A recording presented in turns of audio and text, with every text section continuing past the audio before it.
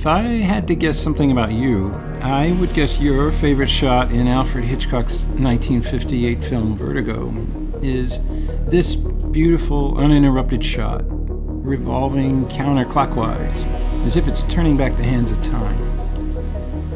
Or maybe your favorite shot is this one. Or maybe your favorite shot is one of the dolly zooms. You can't go wrong, all these shots are great. But I'm pretty sure nobody's favorite shot in the movie is this one. This is my favorite shot in the movie. It's weird, I'll explain why I like it, but not yet, because there's another uninterrupted single-take shot in the movie. It's even weirder. It's Alfred Hitchcock's cameo. There's Alfred Hitchcock, heading to the right edge of your screen. Watch what happens when he gets to the edge. Seamlessly, Alfred Hitchcock merges with his main character, Scottie. If I run the shot with a mirror image, it's like Alfred Hitchcock goes through the looking glass and becomes Scottie, the way you and I become Scottie when we're watching Vertigo. Vertigo's flirtation with the mirror image brings me to another thing about this shot which makes me suspicious. Look in the background. Why is the speed limit 8 miles per hour? As an even number, 8 seems pretty odd for a speed limit. I looked on the internet because that speed limit bugged me. I guess when I think of really slow speed limits, I'm used to 5 miles per hour or 10 miles per hour speed limits. Anyway, I learned that back in 1901, the first speed limit in American cities was 8 miles per hour, but I doubt Alfred Hitchcock wants me to care about that. Then it hit me, if I look at the so-called natural numbers, 1 through 9, the number 8 is the only one which looks the same if viewed in reverse or in a mirror. The number 8 can go through the looking glass in a way. It can simultaneously inhabit my world, and it can inhabit that other world, looking back at me from inside the mirror. Alfred Hitchcock goes to the other side of the mirror in Vertigo, and he invites you and me to come along with him. But Alfred Hitchcock wouldn't be Alfred Hitchcock if he weren't up to even more shenanigans with the number 8.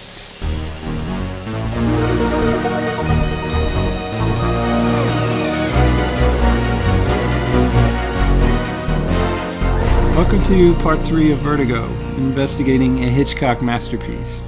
I'm Mark, and right when I was ready to dismiss the number 8 as irrelevant, I noticed something funny. You and I are basically Scottie in the movie. We're inside Scottie's head, but also outside of the movie itself. Not counting Scottie, there are 8 people in Alfred Hitchcock's cameo. There are 3 people unloading or loading the truck, 1 person operating that yellow vehicle, 1 guard standing duty, 2 people walking from left to right, and 1 more person, Alfred Hitchcock. Unlike you and me, Alfred Hitchcock is caught on film, making a departure from our world, forever entering the world of Vertigo that you and I are safely watching from a distance on the other side of the glass. I got the feeling I might be onto something, so I had to watch the movie again. This time, tuning everything else out except examples of the number 8. And I found something that might sound a little hard to believe.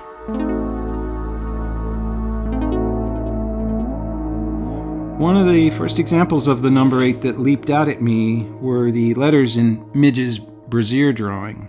See those 8 letters which make up the weird word interleaver? From the way she explains the cantilever principle for the brassiere's design, I assume she tried to fit the word cantilever into her drawing, but ran out of room. What's odd is that she ran out of room on the left edge of the paper instead of the right. It's like she wrote it backwards or in a mirror. Also, and this might be a stretch, the brassiere is tipped on its side for some reason. It kind of looks like the number 8. If you become Scottie when you're watching Vertigo, the film might function as a mirror you're looking at. There are 8 other characters in the movie besides Scottie looking back at you from the other side of the mirror. In order of appearance: 1, the opening credits woman. 2, the police officer. 3, the innkeeper. 4, the coroner. 5, Carlotta Valdez. 6, Midge. 7, Judy. And 8, the fashion model. Scottie cycles through 8 different colored neckties in the movie. Now, I'm not counting Scottie's silver necktie from his final wardrobe change in the movie for 3 reasons. 1, color equals dream in Vertigo. 2, silver isn't really a color. And 3, I'm trying to fit Scottie's neckties into this 8 narrative thing I've got going, and I'm running out of evidence to persuade myself with. I even got desperate enough to take Carlotta's age when she died, 26, to try and convince myself it's meaningful, since 2 plus 6 equals 8. But that's when my math started to not add up. That's when I remembered people have pointed out that Carlotta's grave marker indicates that when Carlotta committed suicide, she was actually 25. It's possible this missing year is significant. So I had to watch the movie yet again, this time tuning everything out except for when someone mentions the word year. I was like, it has to mean something. Gavin first mentions a year when he tells Scottie that's basically how long he's been in San Francisco. Later, Scottie tells Judy that being with her is the happiest he's been in a year.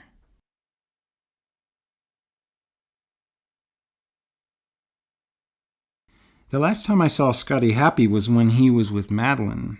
After she dies, the doctor tells Midge that it might take Scottie 6 months to a year to recover from Madeline's death.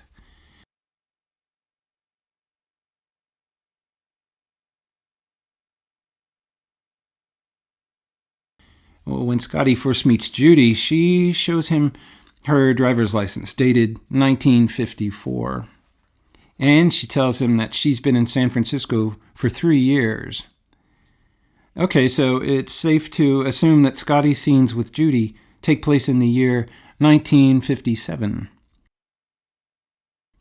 That means the earlier half of the movie involving Madeline takes place a year earlier, in 1956. But when Scottie follows Madeline around town, she's driving a Jaguar MK8. I learned on the internet that this Jaguar is a 1957 model. Since this is supposed to be 1956, that means Madeline's car is from the future, I guess. While that's weird, it doesn't help me much. I only got 2 things from this deep dive into the number 8. A missing year and an anachronism. Maybe these clues I thought I was investigating were really just mistakes after all. I felt stupid and confused until I made a figure 8 back to Alfred Hitchcock's cameo, because it was still bothering me. On the opposite side of the screen from the 8 are the letters L and a partial A. At first, that meant nothing to me. But then I tried to connect these letters with the number 8, and that's when I finally had a eureka moment. L might stand for a lot of things, but now I'm pretty sure in the cameo L stands for lemniscate, which I learned is a figure 8 shape from algebraic geometry dating back to the 5th century. The A might stand for analemma. An analemma is the figure 8 traced by the noontime positions of the sun over the course of, you guessed it, a year. That might be why the missing year and the Jaguar from a year in the future are in the movie. Time appears to work differently in Vertigo's orbit. Vertigo might be a time warp. Maybe this is why even though Scottie, Midge Wood, and Gavin Elster attended college together, Midge Wood is about 20 years younger than they are. Even though Carlotta Valdez died in the 1850s, the house she lived in wasn't built until the 1880s. Gavin Elster should have used the odometer in Madeline's car to check how far she'd driven. Instead, he checks the speedometer. A speedometer doesn't measure distance traveled. A speedometer measures velocity in relation to time. Is all of this in the movie to alert you and me to how strangely time behaves in Vertigo? The number 8 in the movie might have a visual significance. If you look at it from a certain angle, a Mobius strip is also a figure 8.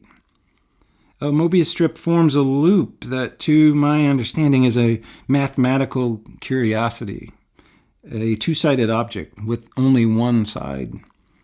A Mobius strip is kind of like Vertigo, for me at least.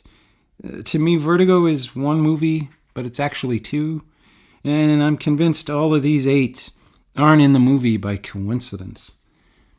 The Vertigo you and I already know, and the hidden Vertigo I've been investigating in this series of videos, are two sides which coexist within the same loop of celluloid. The thing about loops is, if Vertigo is a loop, that means Vertigo doesn't have a true beginning or end. It just continues spinning forever, like the symbol for infinity, which, wouldn't you know, is also a figure 8.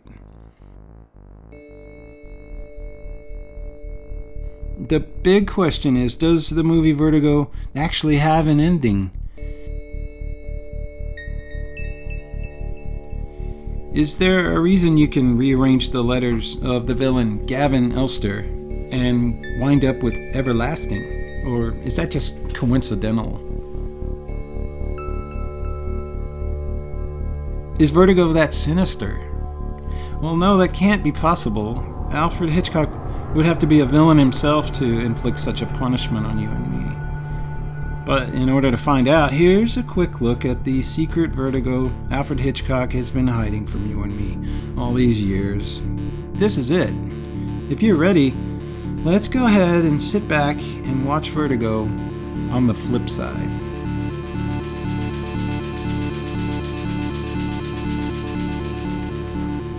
If you take the final image of Vertigo and the first image of Vertigo, it might not look like it at first, but they're like mirror images of each other.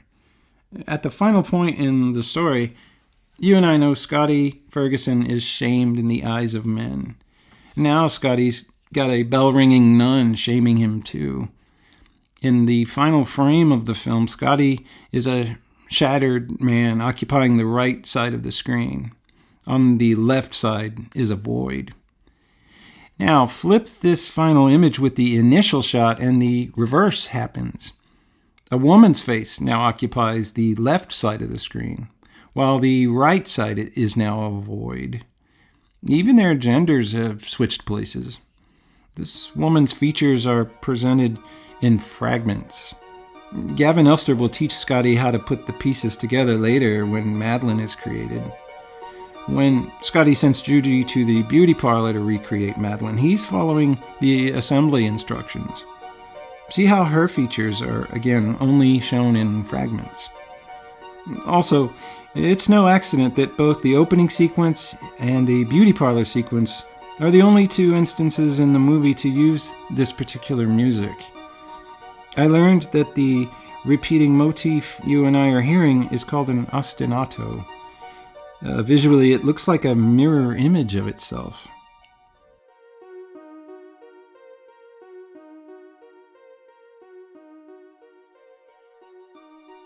And here's a wild coincidence. The VistaVision logo, with a V pointing down, is superimposed over a V-shaped mountain pointing up. Anyway, the first color about to be introduced is Scottie's secret color, red. It's possible the color red represents Scottie's shame. You and I are looking so closely at the woman's face, we can see her pores. This is a really unsettling proximity. It's as if you and I are looking at our face reflected in a mirror. You and I are Scottie. Scottie is our masculine side. And the mystery identity of this woman staring back at us is our feminine side. The side society has told Scottie he should be red-faced about. Besides red, the other colors in this sequence take the shape of Lissajous curve designs in order: pink, blue, pink, blue, green, gray, green, yellow, and yellow. Yellow is Midge Wood's secret color. Green is for Madeline and Judy. The gray design is interesting to me. It's singular. It's the only color that doesn't repeat, and it's the only design that doesn't spin. It's lifeless. It's a reminder of how the 5 major characters wear shades of gray when their time's up, when they depart this color dream. Also, if you take the gray design away, you'll never guess how many designs you're left with. Not in a million years. Pink and blue refer to the baby blankets you and I are assigned when we're born. They're the feminine and masculine sides going at it inside Scottie. It's possible both the pinkish dress and the blue dress Carlotta wears in the 2 portraits is related to this. Anyway, notice how every revolving design in the sequence spins counterclockwise. But this one blue animated design breaks the rule. It's the only design to spin the other way. The reason that this one design stands apart is maybe to alert you and me to the one-way sign you and I are going to see later. It's that all-important leftward direction, the direction needed to climb to the height of manhood in this story. This next design is special. It starts out Midge's color, yellow, but then it steals Scottie's color, red. That's weird. None of the other designs change color. Finally, another yellow design is shown. Unlike the other designs, which plummeted toward us, this yellow design retreats, inserting itself into Scottie's red color. Okay, so now that the opening credits are done, we're finally off to the races. The next few scenes set up the conflict between masculinity and femininity. Stepping up to bat for Team Feminine is Midge, an independent working woman too busy drawing a bra to have a beer with an emasculated bum like Scottie. For the masculine side, we have Gavin, who sees his opportunity and steps in and forces Scottie to observe what to do with his feminine side, who's been given a form and who now goes by the name Madeline. The first thing Madeline does is purchase a bouquet of flowers, which is Gavin's first target. While Gavin deflowers Madeline, Scottie violates the lesson Gavin is teaching him by saving Madeline from a watery death. Scottie grows closer to Madeline, but Gavin and Midge try to intrude. Midge by stalking, and Gavin by phone. The boys' club is cooking up something, and Midge is on red alert. The bond between Scottie and Madeline is a real problem in this power struggle between water and wood, masculinity and femininity. The situation is getting out of hand. It wasn't supposed to happen this way. And now it's time for a showdown.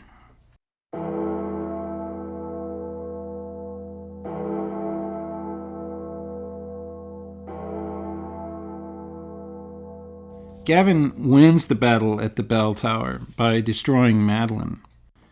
Madeline is now gone, and Gavin is about to depart the story too, but he has a grim parting gift for Scottie. Through a nightmare montage, Gavin reveals to Scottie and to you and me that everything that's happened so far in the story was a sort of instruction manual that Scottie will need to follow in the second part of the story. Standing before a window, a reflective surface like water, like a mirror, are Gavin and Scottie.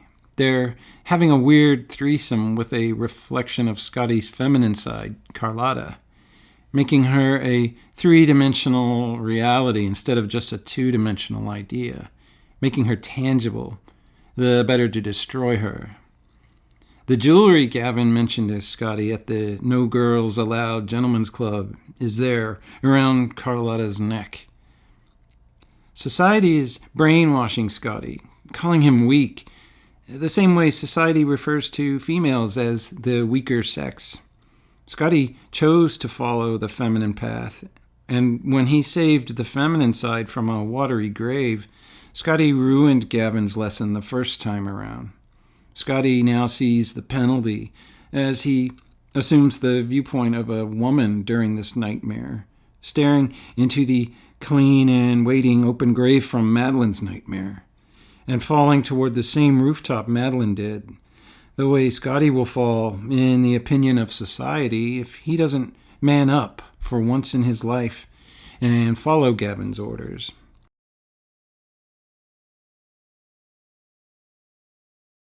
At the hospital, Midge Wood is wearing her usual sweater, this time the color of water, Gavin's secret color. It's Midge's way of admitting that Gavin has finally won. Midge and her sweater hit the road in defeat, maybe to go home and draw a brassiere or something. With Gavin and Midge out of the picture, Scottie is now unsupervised.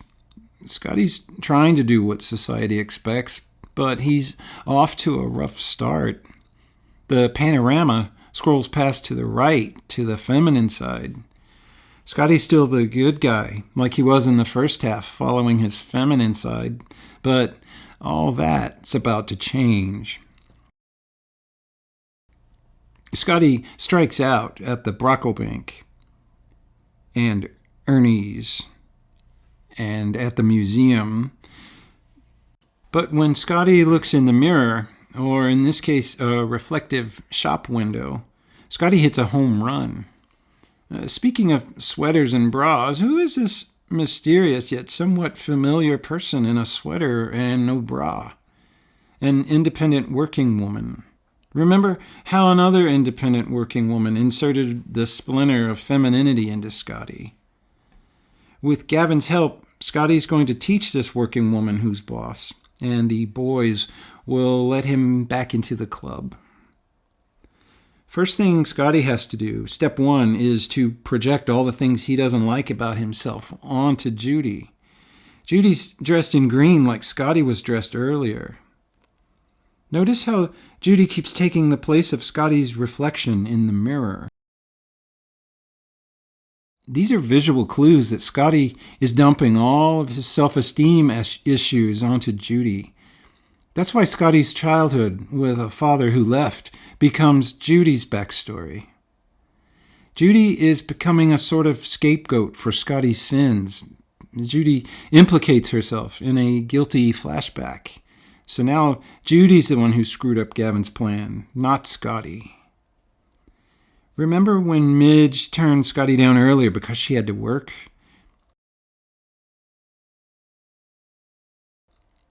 Scottie gets revenge on her by making this new woman, a woman who wears sweaters all the time, just like Midge, to quit her job.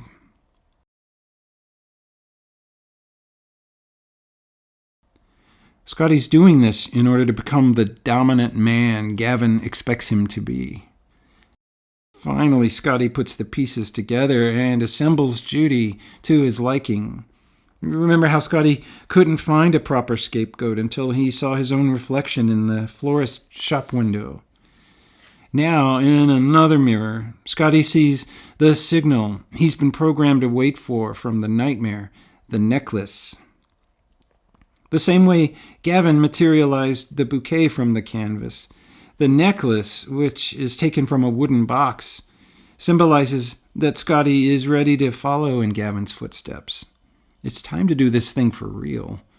The splinter is finally externalized. It's time for Scottie to get rid of the splinter, the feminine side, for good. Check out Scottie's demeanor. The necklace is supposed to be a shocking revelation. Scottie's not shocked at the necklace at all. You and I know what Scottie looks like when he's shocked or when he's confused. No, this guy is strangely calm. Like a brainwashed Manchurian candidate, the final materialization of the red necklace isn't shocking or surprising to Scottie in the slightest. He's been waiting for it. It's the green light activating Scottie's rampage mode.